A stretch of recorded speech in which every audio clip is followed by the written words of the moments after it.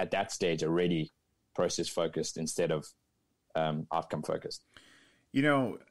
I'm thinking back, and when I was a kid, so I'm 42, so this was in the late 80s, early 90s. I was a child.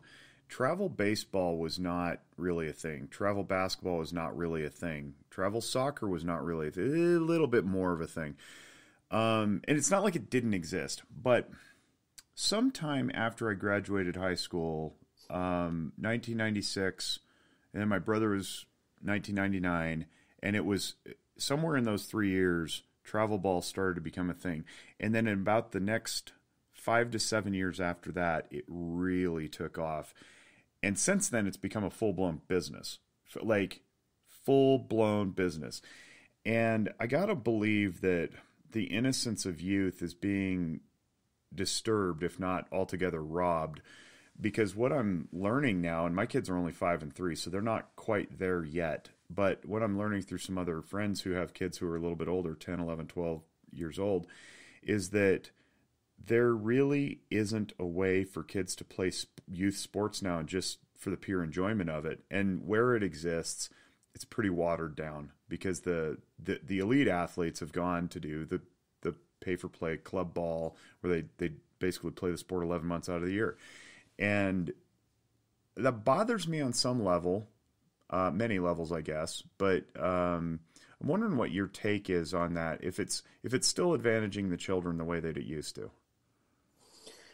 Yeah, my exposure to it is that every single town would have an organization or a local soccer association, and they would have soccer from the ages of, I guess, like 3 or 4 until 12. And those are all run by volunteers and parents, right? Mm-hmm. And so the first part there is you would hope that those would be some positive role models that would just get them to love the sport. They may not have the skills to coach them and improve them that much, but just get them exposed to a positive environment. And what I've seen even at that level is that all the parents had known was this win-win-win kind of mindset. And it's maybe the way that they were when they were at college or the way their parents were. And so they don't know how to switch that off, and they don't know how to make sure that the messaging they're delivering to those kids is not tailored in that way.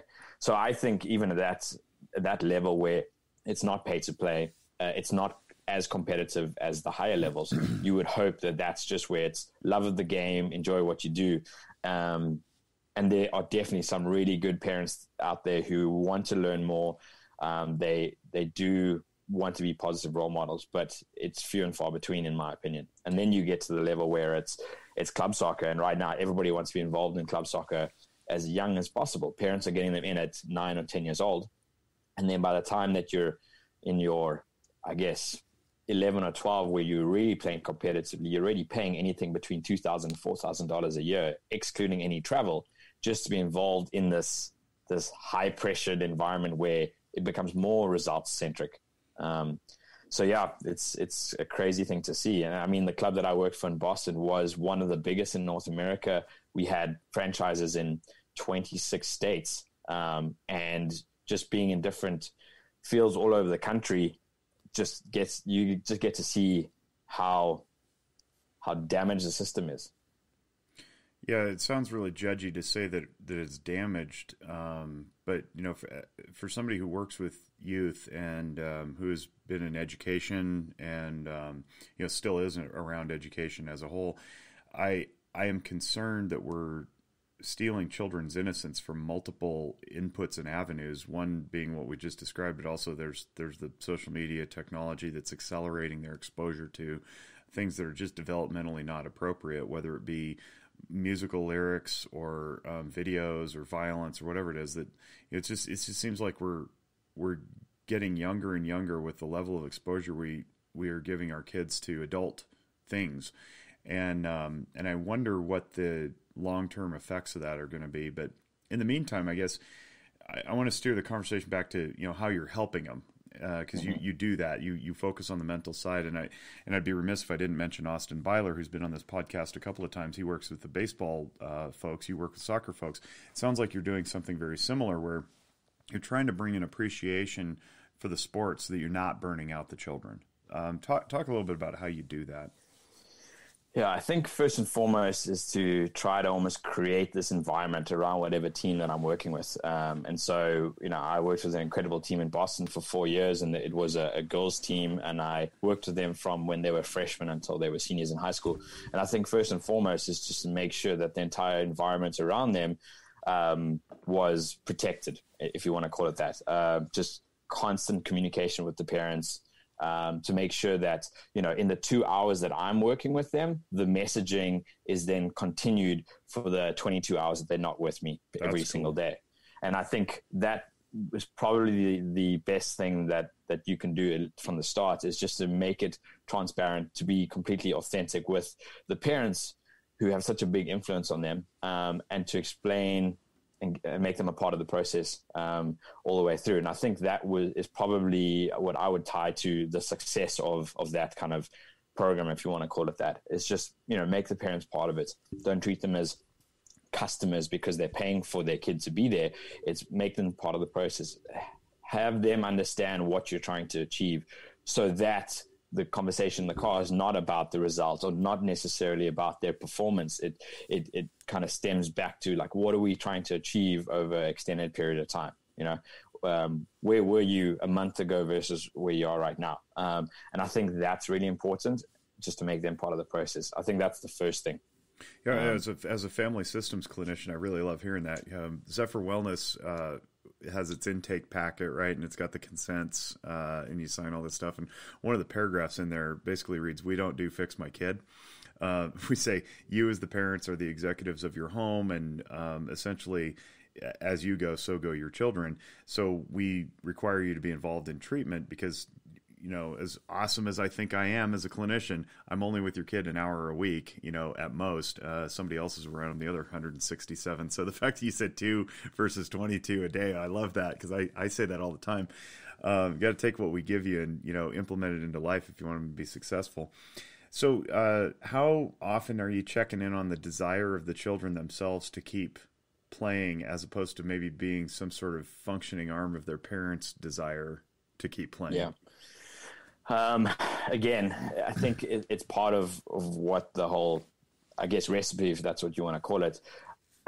My passion is relationships, right? So relationship driven, values driven in terms of the way that I coach. And I think that the thing that I am most fond about through all of the successes, if you want to call it that, with the teams I worked with, is the relationships that I've built through that. So I think that is so vital. And so when I look at it, it's being vulnerable enough and authentic enough and present enough in every interaction that I have with the players as individuals and as a group, to build these relationships. And I think when you get to that point where you have real relationships with the players, then the conversations, when you're checking in with them and have one-on-one conversations weekly, or every couple of weeks based on the situation, I think those conversations are deeper. It's not just how's things at school, how's things at home. They feel that they have the availability to kind of talk to you about things on a deeper level. And if you understand their family life, the parents, you have a relationship with the parents, you can kind of paint this picture of, like, okay, I understand this player is going through that at home in this family situation, versus another player. And I think it's all of these little puzzle pieces that make such a big difference. While you're trying to make sure that the team functions as a whole, you're still trying to make sure that they're achieving the goals on the field, on the training field, game day. You don't rock up to lose. You don't put all this time and effort into something to lose or for things to go badly. You're still working towards that common goal, but at the same time, it's all these little puzzle pieces on the side that make up the end result, if that's what you want to call it. And that requires a significant amount of attention to detail with what's going on in your kids' families and that kind of thing. I know better, but I'm going to ask this anyway. It sounds exhausting. It sounds like it would just be easier to show up, give your little speeches, do your chalkboard stuff, and then go home. But is it really? No, I think it's rewarding. Absolutely. I think that's the only way that you can really delve into what it means to be a coach in that environment. It is, you completely submerge yourself into everything that includes. when it's fatiguing is when you have to deal with a number of different teams, and maybe you're stretched in terms of your time and your attention. And I guess for me, like, heartbreaking to kind of move from that kind of environment to another environment in that time, because, you know, at that stage, those are like daughters to me in that sense, right? In terms of the way that you work, and that group, when you work with that environment for a number of time, and in my case, 4 years, that's a family, right? The parents, the players, their extended family. You know, when we travel to away tournaments, you have, you know, 18 sets of parents plus the players all traveling to events together. And so you have this just like family of like 50 people going all over the place.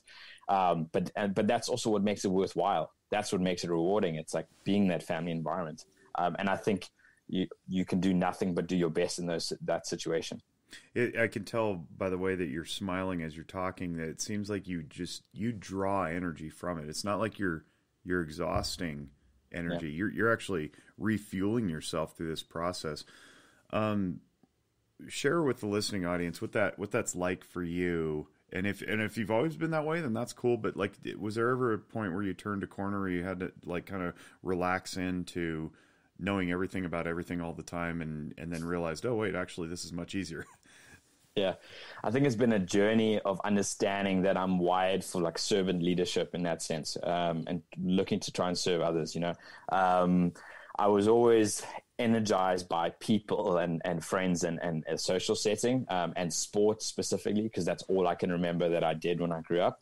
But I think over time, as much as I was passionate about sports, it was trying to understand, like, what am I wired towards? Like, what is my calling, if that's what you want to call it? And so I think my first exposure to that was definitely at Ajax, where, yes, I was working with a professional team. And here I am, this 21, 22-year-old, as a strength and conditioning trainer for a professional team that's flying all over the country and traveling to different countries in Africa to play competitively with players who played for Liverpool and played in Europe and played for the South African national team, right? And some of these guys are like 38, wow, 100 caps for the national team, and here I am, this 22-year-old out of college. Like, what can I offer? Right. And I think in one sense that almost forced me along the route of having to make sure that I am real. I'm not trying to tell them what to do. I'm trying to build a relationship to show them how I can help them and be a part of that journey for them. But at the same sense, while all of those exciting things were happening and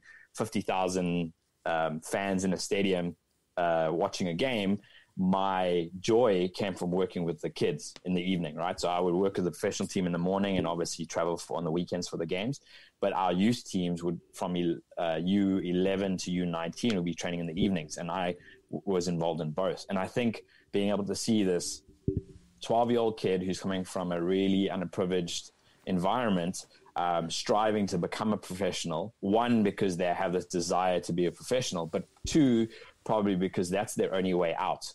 That's their only way out to make it into this crazy world, because, you know, their parents' generation maybe weren't educated and didn't have exposure to good opportunities through work. And so them becoming a professional player at the age of 18 is probably the first time that their parents ever going to own a home or ever get, you know, the financial setting that kid wants to provide for them. And I think seeing that spark in that player and trying to literally consume myself with anything I can do to help that kid meant more to me when I was starting my journey than working with these professional players that are traveling around the country. And then you're involved in like the glamour side of the sport.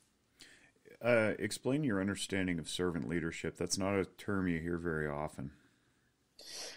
I guess from my point of view is trying to make sure that I display incredible values first and foremost in terms of the way that I live my life and the way that I kind of work with other people. But I feel that my value is in serving others and leading them through whatever process they're going through.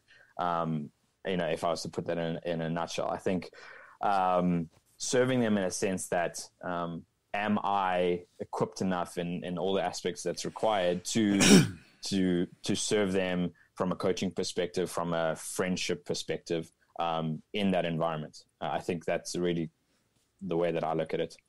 Service is an interesting concept. I think we can conceptualize it in a number of ways, but the way that you're presenting it is it's an honor to do work for others in order to watch them grow. It's a very one down